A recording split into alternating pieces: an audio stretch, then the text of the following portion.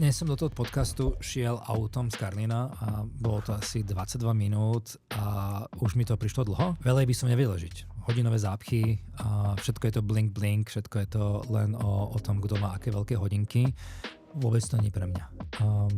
Londýn ľúbim, mám strašne rád, strávil som tam formatívne roky, cestovaním hore-dole, kľúčových klientov sme tam mali, strašne príjemné miesto, Londýn si teoreticky viem predstaviť, ale tá pohoda strednej Európy, tá gastroscéna, tí ľudia, tí foundry, tá otvorenosť, tá príroda, tá možnosť bezpečne ísť von na ulicu, nebáť sa, že ti niekto akože odsekne ruku kvôli tomu, že máš akože krajšiu hodinku ako niekto iný.